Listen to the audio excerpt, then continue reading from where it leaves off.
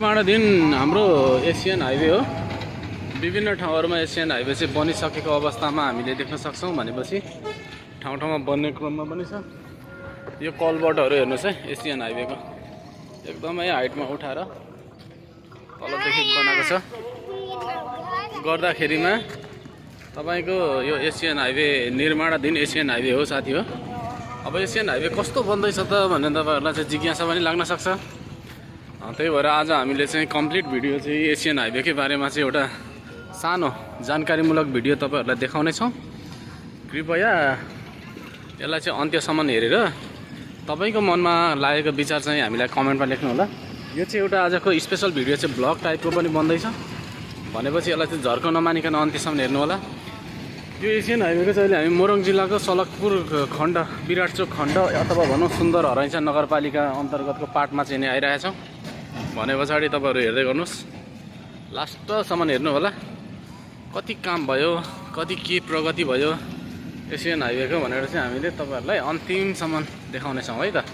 अब राम्रो पनि बनेको छ ठाउँ ठाउँमा यस्तो खालको बनिन्छ, बन्दैछ एकदमै व्यस्त।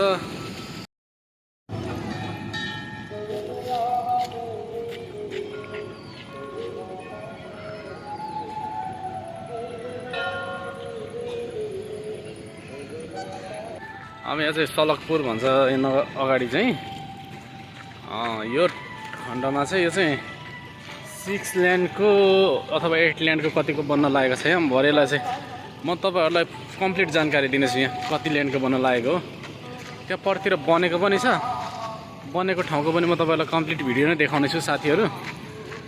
ल हेर्नुस् है, यो चाहिँ पूर्व पश्चिम राजमार्ग अन्तर्गतको पुरै पश्चिमदेखि सुरु भएर पूर्वसम्म जोड्ने यो हाम्रो महेन्द्र राजमार्ग अन्तर्गतको यो चाहिँ इटरीदेखि काकरभिटा खण्ड आज हामीले चाहिँ यात्रा गरेको चाहिँ कस्तो के छ हेर्नुपर्छ। हेरेपछि चाहिँ थाहा हुन्छ।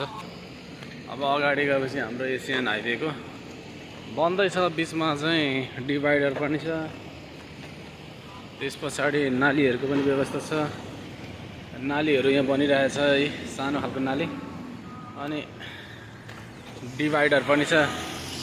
बीचमा चाहिँ निर्माणको कार्यक्रम धमाधम भइरहेछ, धमाधम। अब यो लाग्छ होला टाइम चाहिँ बनिसक्न चाहिँ, पुरै बनिसक्न चाहिँ केही वर्ष 1-1.5 वर्ष लाग्छ होला। यहाँतिर धेरै हदसम्म राम्रो बनेको पनि हामीले देखिरहेछौँ। बाटो हेर्नुहोस् है, निकै ठुलो छ यो बाटो चाहिँ। यो चाहिँ नेपालको एउटा ठुलो आयोजना मध्येको पनि एउटा चाहिँ हो। हेर्नुहोस् है, एसियन हाइवेको यो अहिले हामी सलकपुर भन्ने ठाउँको आसपासबाट देखाइरहेछौँ। सर यतापट्टि हेर्नु पर्दैन तपाईको। ल हेर्नुहोस् साथीहरु, हेर्नुहोस् है, नालीको काम पनि चाहिँ धमाधम बनिरहेको छ। राजमार्ग एकदमै धेरै ठुलो बनिरहेको छ। नेपालमा यतिको ठुलो विकासको आयोजना हुनु भनेको धेरै राम्रो कुरा पनि हो। अहिले पछिल्लो समयको अवस्था हेर्दाखेरि चाहिँ हाम्रो देशले मुहार फेरेको जस्तो पनि चाहिँ नि देखिन्छ। हेर्नुहोस्, यतिको हाइवे बन्नु भनेपछि एउटा भइहाल्यो, यो अगाडिको एउटा, दुईटा, तीनटा, चारवटा छ भनेपछि 4 लेनको रोड रहेछ। अनि यो साइडमा दुईपट्टि फुटपाथ पनि छ। यहाँ नाली भयो, त्यहाँ डिभाइडर बिचमा राखेको छ। गर्दाखेरिमा अब चाहिँ वान वे गाडीहरू चाहिँ चल्छ। एकरो जाने आउने हुन्छ। त्यो हुँदाखेरि धेरै राम्रो पनि हुन्छ।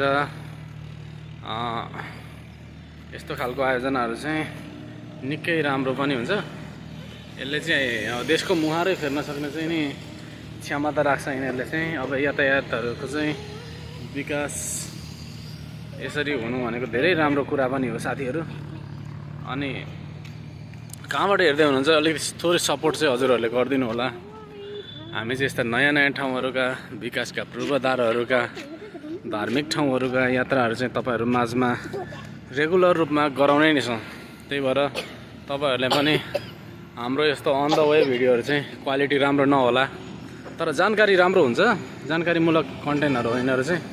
त्यही भएर यस्ता जानकारीमूलक भिडियोहरूलाई हजुरहरूले सपोर्ट गरिदिनुहुन्छ होला भन्ने चाहिँ मैले आशा लिएको छु।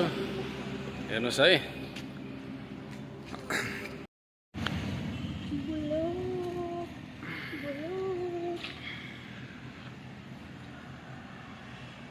ल साथीहरू, अहिले हामी चाहिँ नि यो सलकपुर भन्ने बजारमा आइपुगिसकेका छौँ। एकदमै शान्त सुन्दर चिटिक्क परेको बजार चाहिँ सलकपुर हो। तराईको एकदमै राम्रो बजार भनौँ, बजारै त नभनौँ, त्यत्रो ठुलो बजार त छैन। तैपनि बस्तीहरूको संरचना राम्रो छ। हाइवे निर्माणकै क्रममा छ।